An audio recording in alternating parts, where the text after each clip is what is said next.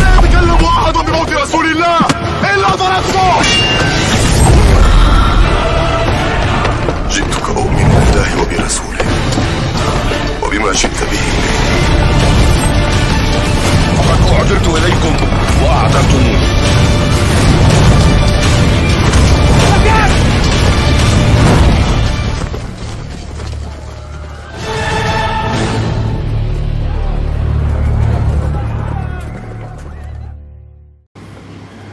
Jadi bukan hanya kita yang memerangkap yang lain, kita pun ingin diperangkap oleh setan. Kenapa setan ingin memerangkap manusia? Karena dia merasa manusia itu adalah musuhnya. Sejak kapan setan bermusuhan dengan manusia? Sejak ia dikeluarkan oleh Allah dari surga. Dalam bahasa iblis penyebabnya adalah manusia, khususnya Nabi Adam. Maka ketika dia dikeluarkan itu, dia mengeluarkan ancaman. Qala anzirni ila yaumi yub'atsun. Kalau begitu, katanya, berikanlah aku kesempatan ya Allah sampai hari berbangkit. Jadi waktu yang diminta oleh iblis untuk memusuhi manusia itu bukan 1-2 tahun, tapi ya ila yaumi yub'atsun, sampai hari berbangkit, sampai kiamat. Itu untuk koleksi secara umum. Sedangkan untuk pribadi, dalam satu hadis qudsi ada ungkapan yang disebutkan oleh Allah Subhanahu wa taala.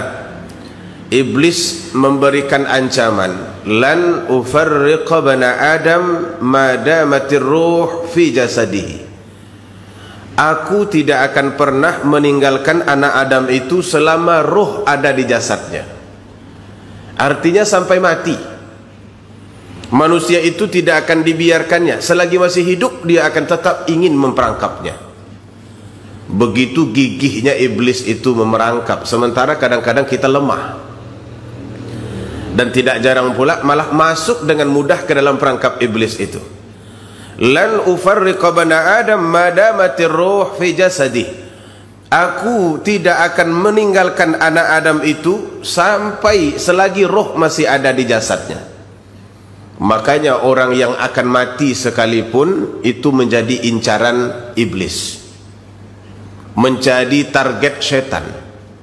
Bagaimana orang yang diambang kematian itu nanti keliru, setelah dia keliru kan gak mungkin kembali lagi.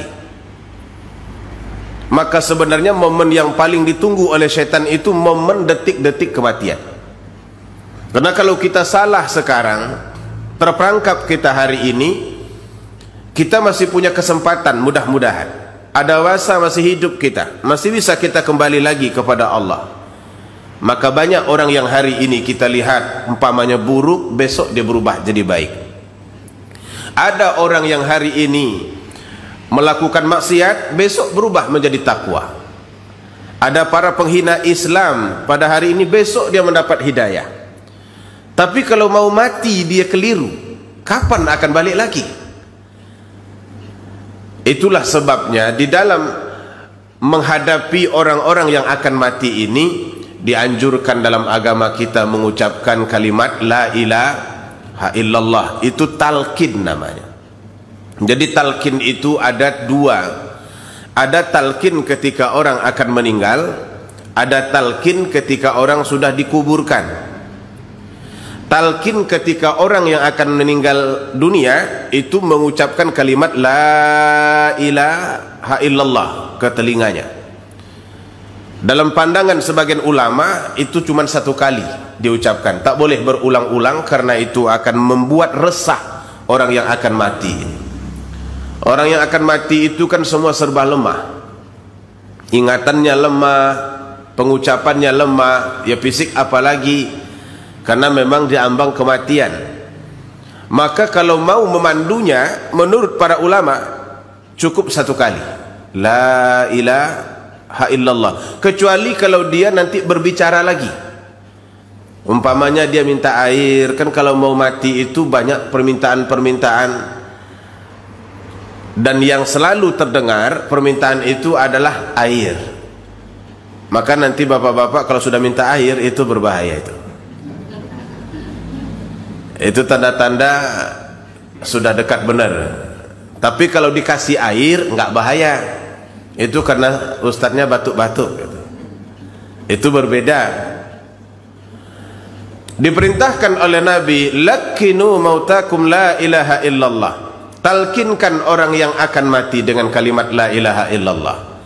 Nah, yang kedua yang di atas kuburan, ini sedikit menjadi perdebatan di antara umat Islam. Ada yang mengatakan itu sunnah, ada pula yang mengatakan itu tidak sunnah. Nah, intinya ya kalau mau buat-buat, kalau tidak ya enggak apa-apa. Kata Wahbah Zuhaili, yang benar kata beliau, saya dapati bahwa perbuatan yang talqin di atas kuburan ini bukan perbuatan Nabi, tetapi sahabat biasanya yang suka melakukannya. Karena mereka adalah sahabat. Dalam mazhab Syafi'i, perbuatan sahabat itu dijadikan sumber hukum. Maka karena itu beliau juga menganjurkan agar ada talqin. Dan ini sudah boleh kita hentikan perdebatannya, jangan berdebat terus. Kita ini hobi berdebat, saya rasa umat Islam ini hobi benar berdebat. Jadi kadang-kadang orang memandang kita itu ini bangsa-bangsa hobi berdebat, agama yang hobi berdebat. Yang diperdebatkan itu benda-benda yang sama, yang berulang dari tahun ke tahun, tak selesai-selesai. Kunut masih diperdebatkan, padahal sejak 1400 tahun yang lalu orang juga berdebat. Enggak selesai juga. Masih hidup orang-orang hebat seperti Imam Syafi'i, Imam Hanafi, Imam Malik. Semuanya masih hidup, enggak selesai. Nah, zaman sekarang yang hidup itu ya bukan ulama sebetulnya, tetapi sebenarnya orang-orang yang membaca buku lalu kemudian disampaikan kepada masyarakat. Inilah yang berdebat-debat sekarang ini. Hindarkanlah berdebat-debat itu, karena berdebat itu tidak akan ada bagusnya. Menang jadi arang, kalah jadi abu. Sebab itu Allah katanya lebih suka kepada seorang hamba yang meninggalkan perdebatan walaupun hamba itu benar. Nah, kembali kepada yang tadi. Jadi syaitan ini memang dia punya program khusus bagaimana supaya manusia itu terperangkap, terkeliru, dan kemudian tergelincir dari keimanannya. Yang paling ditunggunya adalah saat kematian itu. Maka karena itu ada eloknya orang yang memandu kita ketika kita akan mati, menyebutkan kalimat la ilaha illallah di telinga kita. Kalau orang lain mati, biar kita yang sebut, jika memang matinya ada di depan mata kita. Tapi kalau kita yang mati, siapa yang sebut? Sekarang mati itu ibu bapak kayaknya senyap-senyap. Matinya itu senyap-senyap. Malaikat Israel itu sekarang sepertinya dia nggak pakai aba-aba. Kalau pakai aba-aba, oke, 2 hari sebelum mati itu bagaimanakan begitu, oke lah, ada aba-aba akan kematian. Sekarang tidak. Nah, mudah-mudahan Allah Subhanahu wa taala lepaskan kita dari perangkap syaitan ini. Hadirin yang dimuliakan, maka sejak ia dikeluarkan dari surga, dia sudah mulai bergerilya untuk membuat manusia terperangkap di dalam kejahatan-kejahatan maksud yang dimiliki oleh syaitan ini. Dia tidak mau sendiri masuk neraka. Dia juga mau orang lain ikut, walaupun nanti di dalam neraka itu dia malah membela diri. Tapi dia tidak mau membiarkannya, hingga katanya sampai manusia itu mati, aku akan tetap berusaha untuk memerangkapnya. Lalu dalam sebuah ungkapan, dalam sebuah hadis riwayat Imam Bukhari, ada ucapannya dari Aitham bin Malik al-Ata'i. Beliau bercerita, aku mendengar Nu'man bin Bashir katanya berkhutbah. Dalam khutbahnya itu dia menyebutkan tentang perangkap-perangkap syaitan ini. Inna lisyaitan masaliyan wa fukhuhan. Sesungguhnya syaitan itu memiliki perangkap-perangkap. Wa inna masaliya syaitan wa fukhuhu, dan perangkap-perangkapnya itu pertama kata beliau al-bataru bi an'umillah. ingkar terhadap nikmat Allah. Ini adalah perangkap syaitan pertama. Keingkaran terhadap nikmat Allah itu pintu masuknya syaitan. Manusia sebetulnya juga punya sifat itu. Cuman ada yang sederhana, ada juga yang berlebih. Nah, syaitan ketika sifat itu muncul, dia ingin membesar-besarkan sifat itu. Hingga manusia nanti tidak lagi mengakui, tidak lagi merasa bahwa yang dia terima itu adalah nikmat dari Allah. Berapa banyak orang yang berkata bahwa hasil usahanya, nikmat harta benda yang dia punya itu adalah hasil usahanya sendiri. Dan berapa banyak pula orang yang mengatakan semua nikmat yang ada padanya karena kepintarannya. Pintar berdagang, pandai berniaga, bolak-balik dari Indonesia, Singapura, merasa bahwa diri hebat. Padahal tidak ada satupun yang kita miliki kecuali semuanya adalah titipan dari Allah. Nah, lama-lama ini akan menyebabkan manusia semakin mengingkari kebaikan-kebaikan Allah di dalam kehidupannya. Puncak dari manusia seperti ini pernah ada, Bapak Ibu, namanya Qarun. Qarun itu adalah orang ingkar terhadap nikmat Allah. Pernah dengar Qarun? Di mana tinggalnya?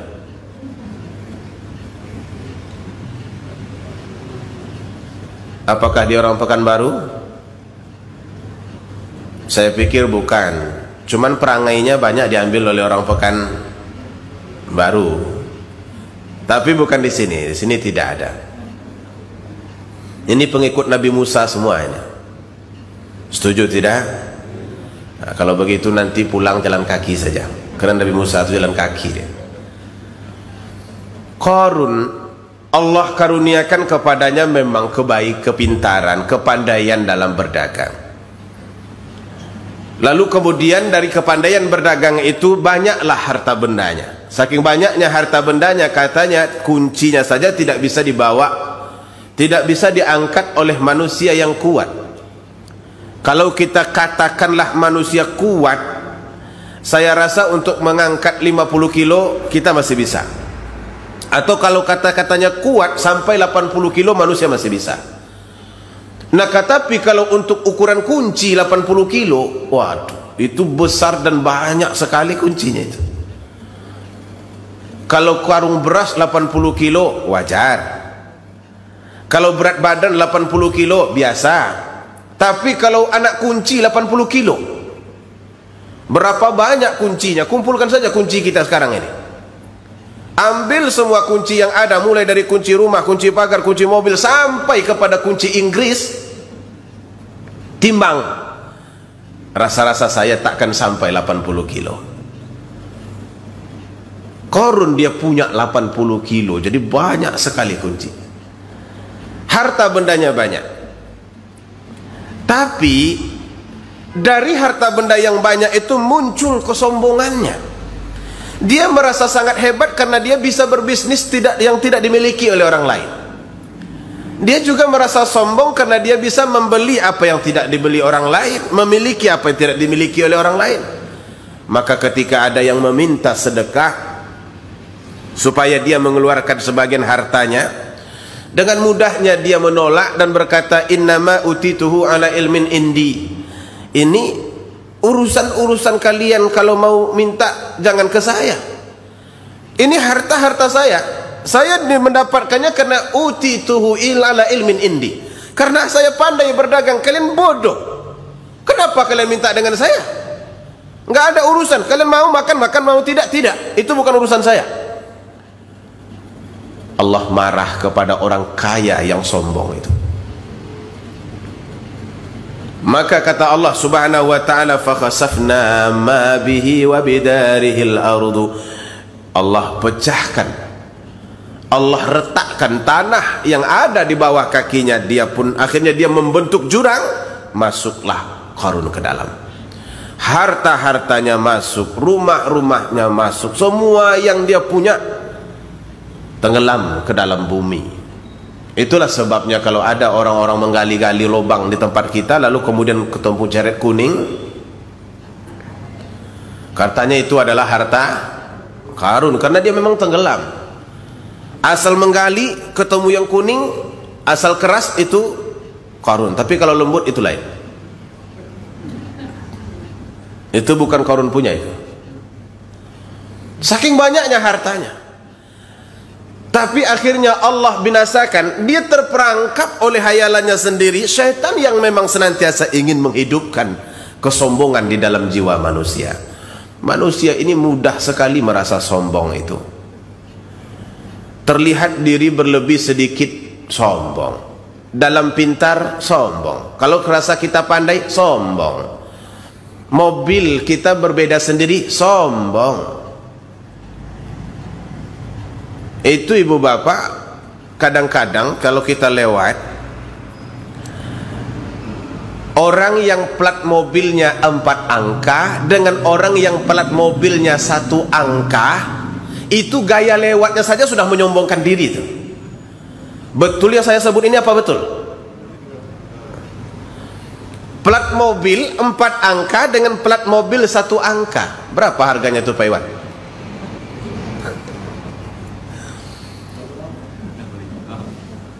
Plat mobil 1 angka itu 24 juta paling tinggi ya, untuk di Indonesia.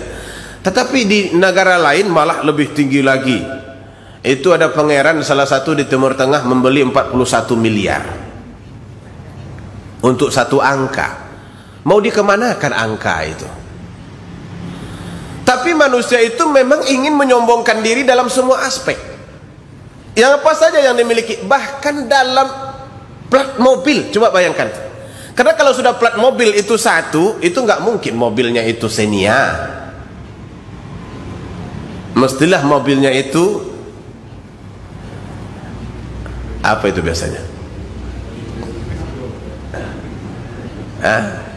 Escudo. Nggak tertinggal dah. Kalau Escudo 1 nggak laju larinya, dia harus 4. Namanya juga kudo.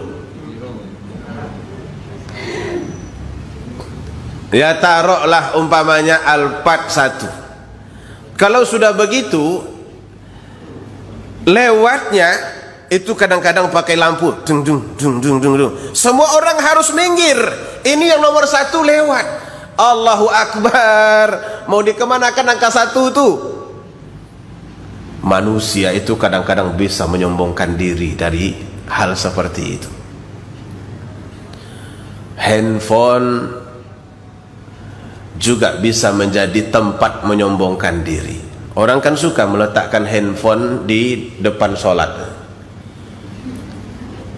Dan orang tahu semua merek ini. Vivo. Sebelahnya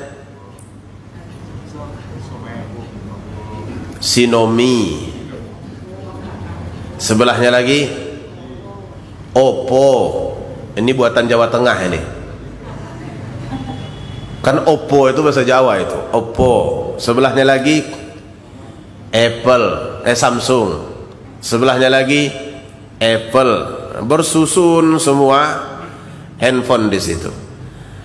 Kadang melihat bersusun itu nampak punya kita Apple, terbayanglah betapa murahnya Vivo ini. Itu bunyinya krik krik krik krik seperti bunyi jangkrik. Di sini bunyinya lain pula. Lagu Britney Spears. Karena sesuai dengan tempat lahirnya. Kesombongan itu bisa terjadi di mana-mana. Maka oleh karena itu, orang-orang beriman memang diharuskan di dalam agama ini untuk bijak di dalam memilih, dalam menilai, dan dalam meyakini ini nikmat saya dapat untuk apa, dari siapa. Hingga nanti muncul kesadaran sebanyak apapun nikmat, hati akan tetap menjadi rendah sekalipun nikmat itu tinggi. Coba lihat Nabi Sulaiman, apa yang tidak dia punya? Semua dia punya. Keturunan raja, nabi lagi, ganteng, insya Allah. Walaupun saya tidak pernah bertemu, tapi saya yakin dia ganteng. Ganteng, raja, nabi lagi. Kekuatannya bukan main. Yang ditundukkannya bukan hanya manusia, jin pun bisa jinak kepadanya. Itu sekarang ibu bapak, kalau ada orang-orang ngusir-ngusir jin dari rumah, pernah nengok orang meruqyah rumah, itu salah satu ucapannya ternyata, wahai sekalian jin, ingatlah perjanjian kalian dengan Nabi Sulaiman, bahwa kalian akan meninggalkan rumah-rumah manusia, pergilah kalian dari rumah manusia. Yang diingatkan kepada jin itu perjanjian dengan Nabi Sulaiman. Bukan hanya ayat Al-Quran yang dibaca, tetapi perjanjian dengan Nabi Sulaiman. Karena Nabi Sulaiman itulah satu-satunya manusia yang bisa menguasai jin. Kalau dukun itu bukan menguasai jin, dia yang dikuasai jin.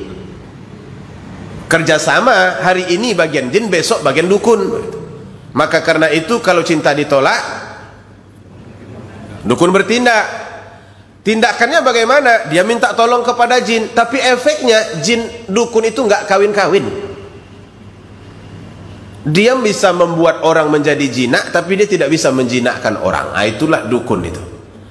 Nabi Sulaiman bukan begitu, dijinakkannya jin itu. Siapa yang bisa memindahkan singgasana Ratu Balkis kemari? Kami, kata jin. Berapa cepat? Sebelum engkau berdiri baginda, itu kursi sudah sampai di sini. Jinak mereka kepada Nabi Sulaiman. Semut jinak kepada dia. Tahu beliau bahasanya. Burung, semua diperintahkan burung terbang, bawa berita kemari. Datang burung itu. Kita bukan main sangkar-sangkar burung diletakkan di depan rumah itu. Itulah kerja memujuk-mujuk burung itu setiap sore. Kalau enggak dia terbang. Itu aja kerja. Diputar kain sarung, putar lagi kain sarung, lama-lama kain sarungnya naik habis.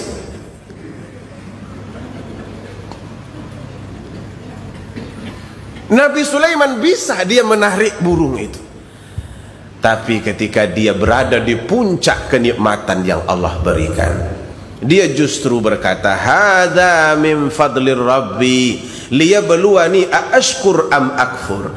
Ini adalah karunia Tuhanku untuk mengujiku apakah aku bersyukur atau aku kufur karenanya. Maka karena itu jangan biarkan syaitan itu memerangkap kita dengan hayalan-hayalan untuk menyombongkan diri dalam nikmat yang Allah berikan kepada kita. Apa saja, baik dalam bentuk harta maupun dalam bentuk kepandaian, postur tubuh, wajah dan lain-lain sebagainya, pangkat dan jabatan, harta benda seluruhnya. Jangan sampai itu membuat diri kita menjadi lupa bahwa ini adalah titipan Allah kepada kita. Saya ingat di waktu kecil, dulu itu kan TV payah Bapak Ibu. Selain dari warnanya baru hitam putih, yang punya 1-2 orang di kampung itu, orang yang benar-benar kaya. Ya, kita yang kecil-kecil ini kan ingin nonton juga, nonton kartun. Dia tahu bahwa ini filmnya film kartun, dihidupkannya tapi hanya untuk anak-anaknya, tak boleh orang lain masuk. Hidupkan, ngintip-ngintip lah di celah-celah kaca nako tuh. Dia nampak kita ngintip, ditutupnya pula tirainya lagi. Bukan dia dibiarkannya kita masuk, tirainya juga ditutupnya. Nggak boleh, ngintip pun tak boleh. La haula wala quwata illa billah. Nah, sekarang udah mati semua tuh. Oh ya, udah mati semua. Yang nutup-nutup itu udah mati semua dah.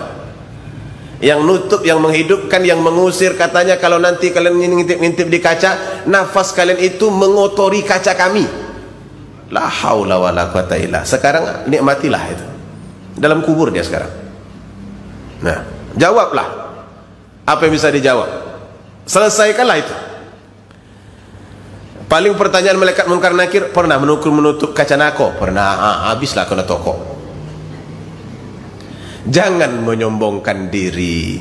Sebaliknya, semakin banyak nikmat yang Allah beri, semakin rendah hati kita.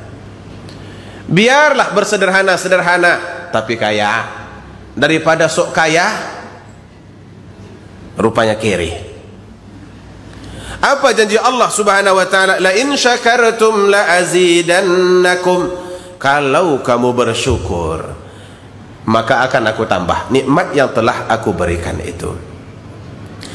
Hadirin yang dimuliakan Allah Subhanahu wa taala, yang kedua, perangkap syaitan itu wal fakhru bi ata'illah, membanggakan diri dengan pemberian Allah. Ini lebih kurang sama dengan sombong tadi, tetapi kalau yang pertama tadi itu adalah ingkar dengan nikmat Allah, sekarang sombong dengan nikmat Allah. Kenapa Allah marah kepada orang sombong ini? Jadi begini Bapak Ibu, semua nikmat yang Allah beri statusnya tetap Allah punya. Kalau dia memberi artinya cuma titipan. Lalu kalau ada orang yang membangga-banggakan titipan, ada tetangga punya mobil titipan, dititipkan orang kepadanya, ini tolong ditengok ya mobil saya pulang kampung. Kira-kira kalau dia bangga, tercela tidak itu? Di usap-usap, mobil siapa itu? Kami lah. Tercela. Karena itu mobil orang. Seminggu lagi dia ambil, orang yang menyadari, enggak, orang tetangga punya. Ini dititipkan saja kepada kami.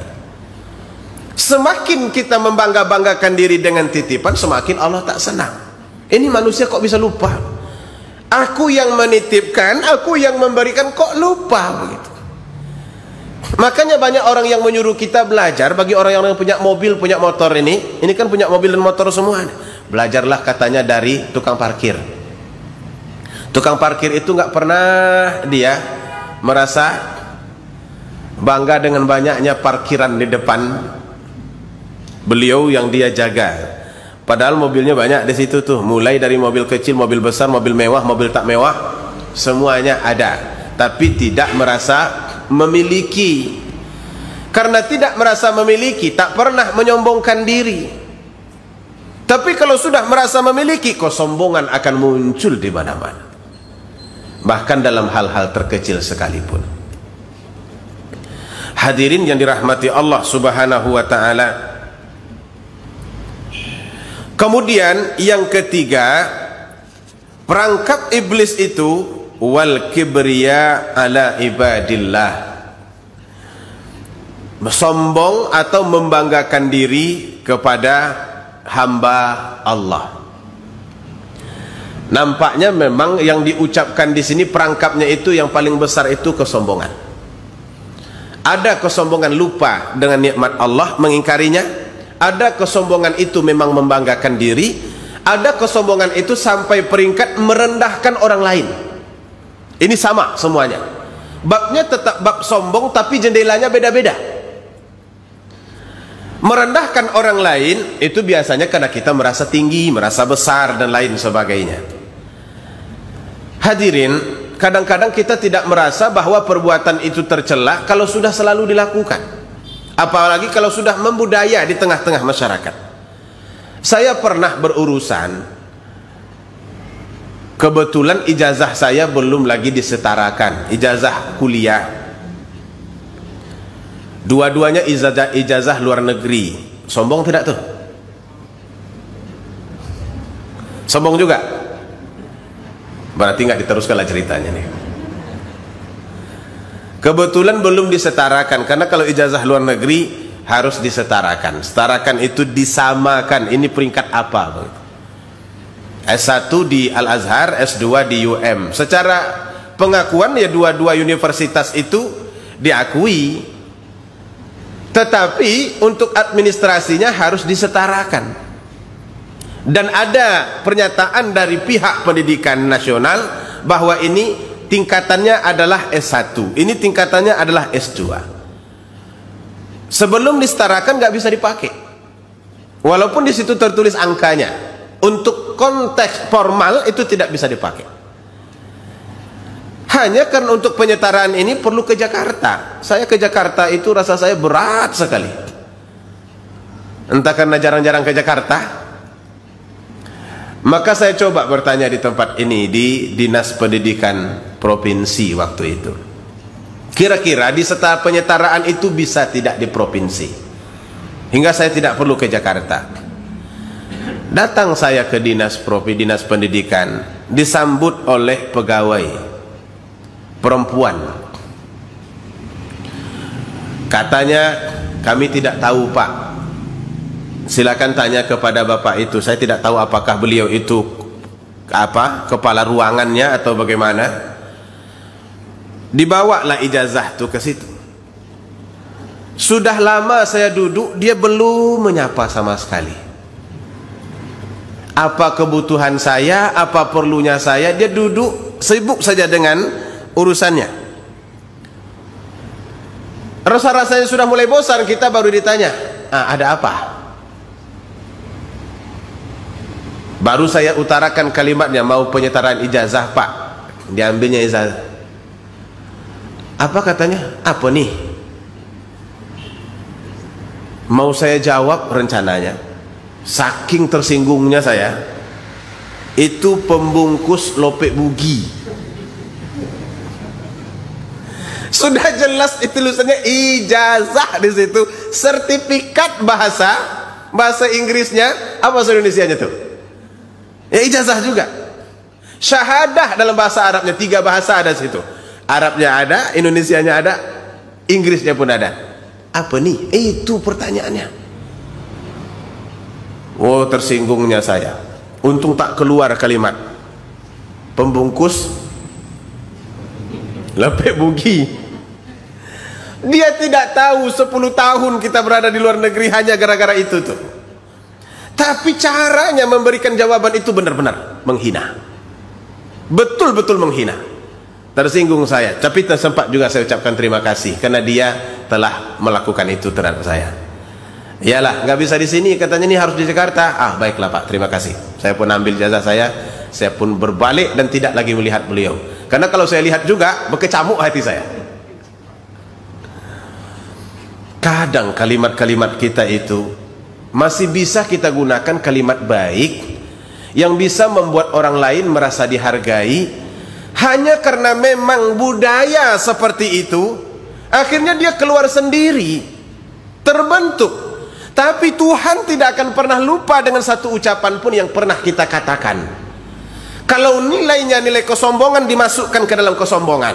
Kalau nilainya nilai baik, dimasukkan ke dalam kolom baik. Bukankah itu yang Allah sampaikan ke kita? Ma yalfidhu min qaulin illa ladaihi raqibun atid. Tidak ada satu ucapan pun yang diucapkan oleh manusia, melainkan dia ditulis oleh malaikat raqib dan atid. Maka karena itu jangan sampai kalimat-kalimat kita menghina orang lain. Jangan sampai gaya-gaya kita juga merendahkan orang lain. Kadang cuma dengan berjalan kita bisa merendahkan orang lain. Dengan duduk bisa merendahkan orang lain. Dengan kata-kata kita bisa merendahkan orang lain. Banyak sekali yang terjadi dalam kehidupan kita ini, bentuk-bentuk kesombongan dan menghinakan orang lain itu. Itu perangkap setan itu. Setan kan dia merasa sombong, menjadi sombong itu kan karena memang ada penghinaan di situ. Karena dia merasa lebih baik, lalu dihina Adam yang lebih buruk dalam pandangan dia. Perbandingannya bahan ciptaan. Adam dari api, Adam dari tanah, dia dari api. Menurut pandangan dia, api ini lebih bagus daripada tanah. Maka ketika dia berdialog dengan Allah Ta'ala, apa katanya? Ana khairum min khalaqatani min nar wa khalaqatahu min tin. Aku lebih baik ya Allah daripada dia. Engkau ciptakan aku dari api sementara dia dari tanah. Ini kan menghina ini beberapa. Membanding-bandingkan ciptaan itu dari tanah dan dari, menghina ini. Ada orang membanding-bandingkan, engkau keturunan mana? Engkau berasal dari mana? Juga dibanding-bandingkan. Jadi pernah terjadi di zaman Nabi, yang namanya sahabat Nabi ini kan tidak semuanya berada dalam peringkat super. Kadang-kadang ada juga yang tersilap, ada juga kadang-kadang yang clash. Itu biasa. Cuman mereka kalau sudah clash, damainya cepat. Tidak seperti kita. Kita kalau clashnya damainya lama. Kalau tidak orang memulai dulu, saya tidak akan mulai duluan. Sombong juga jadinya. Di mana-mana itu terjadi. Kelas di dalam masyarakat, dalam masjid bahkan. Kalau dalam masjid kelas seperti itu juga.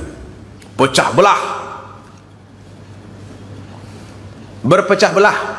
Sampai-sampai orang di kampung saya nggak mau mereka menyatu, bangunnya masjid satu lagi. Menepuk-nepuk dada. Kalian pikir kami tak mampu membangun masjid itu? Kalian pikir kalian saja yang kaya? Kami juga bisa. Wah, mari kita keluar dari masjid ini. Bangun masjid satu lagi.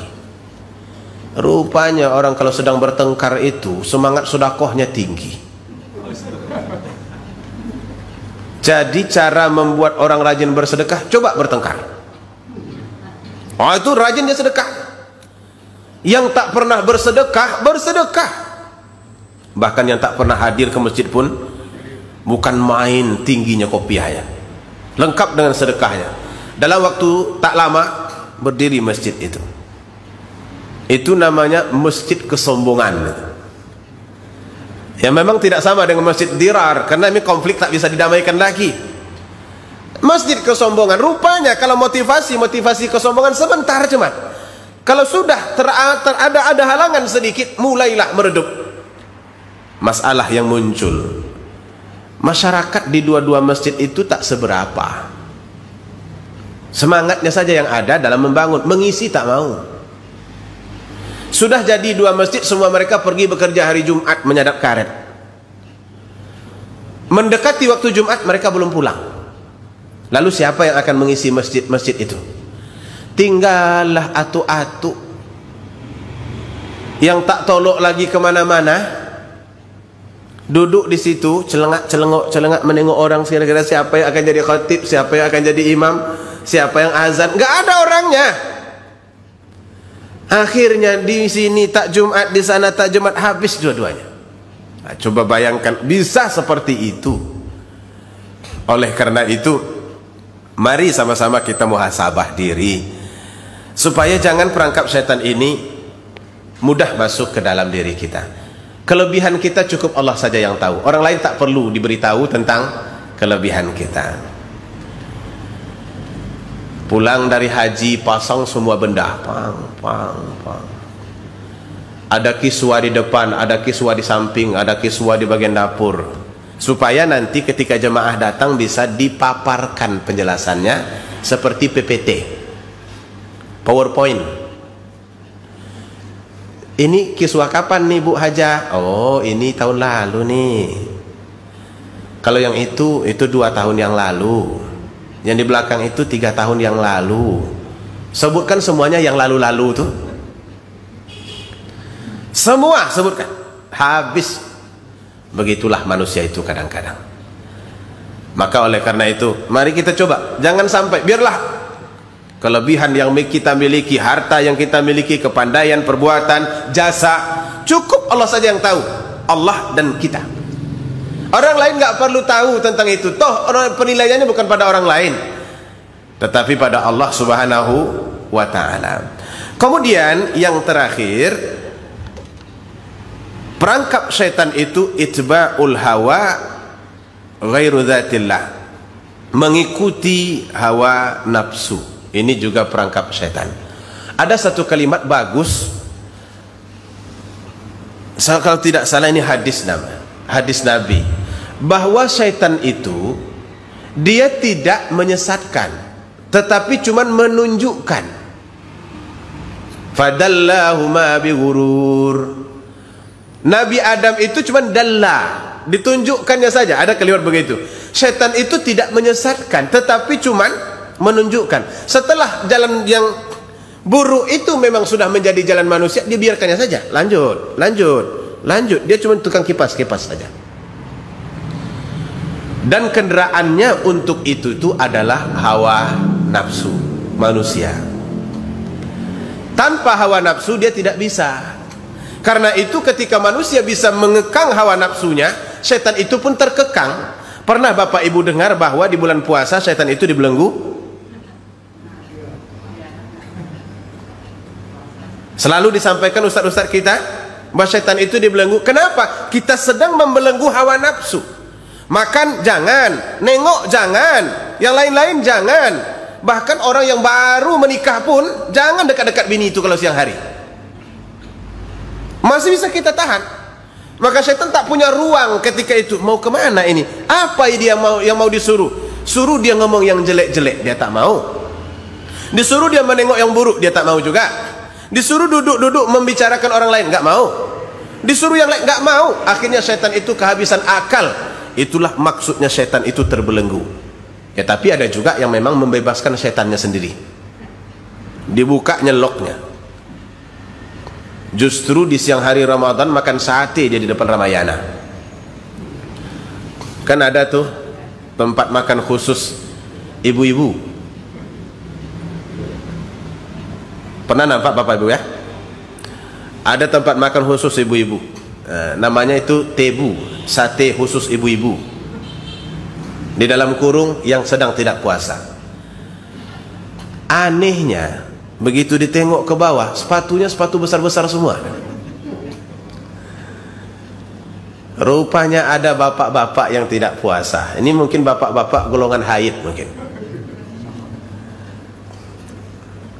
Bapak-bapak yang tidak sholat. Ada juga, tetapi dibelenggu di situ karena manusia bisa menekan hawa nafsunya. Maka semakin hawa nafsu itu bisa dikendalikan, setan pun terkendalikan. Tapi kalau hawa nafsu tak dikendalikan, setan pun semakin laju mengendalikan hawa nafsu manusia. Dan kalau sudah dikendalikan oleh setan, maka manusia itu adalah milik setan. Apapun yang diinginkan setan itu nanti akan dilakukannya. Kiri, maka dia akan ke kiri. Laju, akan ke laju. Buat begini, akan dibuatnya. Karena setan itu akan sudah memerangkapnya. Ibaratnya, kata Imam Ghazali, kalau sudah nafsu itu, terutama ada banyak nafsu dalam diri kita ini, itu bisa membuat setan itu mempermainkan manusia seperti anak kecil memainkan bola. Mau dibantingnya bola itu ke bawah bisa, dilemparkan ke atas bisa, ditendang bisa, geser ke samping bisa. Manusia kalau sudah masuk dalam perangkap setan yang masuk melalui hawa nafsu tadi, dia akan membuat manusia itu seperti bola yang dipermainkan oleh anak kecil. Dia tidak tahu kalau ini semuanya sedang dipermainkan. Lihatlah hidup kita ini sekarang. Semua itu banyak contohnya. Mungkin yang lebih heran-heran dan kaget-kaget kita adalah ketika terkait dengan jabatan. Itu luar biasa itu. Tahun masih 2001, orang sudah berbicara tentang 2024. 2021 baru mulai, 2024 sudah heboh ya. Dan sudah banyak yang dilakukan untuk 2024. Apa tak terbayang oleh mereka bahwa mati itu tidak perlu 3 tahun, 2 detik selesai. Banyak yang berguguran, tapi karena hawa nafsu membuat manusia lupa akan hal itu. Padahal contohnya banyak sekali di depan mata. Orang-orang yang kemarin segar habis. Orang-orang yang kemarin itu sehat kelihatan mati. Orang-orang yang kemarin masih berpidato jatuh habis. Ini yang diimpikan 2004 berapa tahun lagi itu? 2001, 2002, 2003. Lama lagi. Tapi itu sudah diancang-ancang dari sekarang. Dan ancang-ancang itu ibu bapak tidak hanya sekedar berharap. Banyak perkara yang dilakukan, sebahagian dari yang dilakukan itu justru tidak benar. Akibatnya mereka dipermainkan oleh hawa nafsu mereka. Ya, mudah-mudahan semuanya baik-baik sajalah. Amin ya rabbal alamin.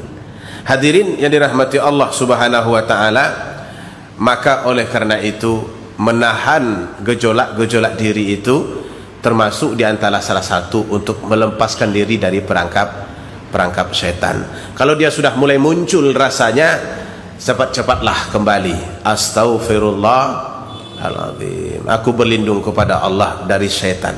Karena kalau kita berlindung kepada Allah, setan akan bantu kita untuk melawan. Allah akan bantu kita untuk melepaskan diri dari perangkap setan itu. Hadirin yang dirahmati Allah Subhanahu wa taala, itulah kajian kita subuh ini tentang perangkap setan. Berapa tadi? 1, 2, 3, 4. Lupa semuanya. Lalu bagaimana syaitan itu tidak bisa, perangkap syaitan itu tidak bisa merangkap kita kalau tanda-tandanya lupa semuanya? Ini jangan-jangan perangkap syaitan ini. Maka tentara-tentara itu kalau sudah mau masuk ke perbatasan, yang paling mereka takutkan apa? Ranjau. Hati-hati dengan ranjau, karena ranjau itu perangkap. So, kalau sudah terinjak nggak bisa kemana-mana lagi, meledak ini. Hati-hati, hati-hati. Syaitan itu juga meletakkan ranjau-ranjau yang sangat banyak. Termasuklah 4 yang kita bahas tadi. Cuman lupa pula dengan ranjau ini.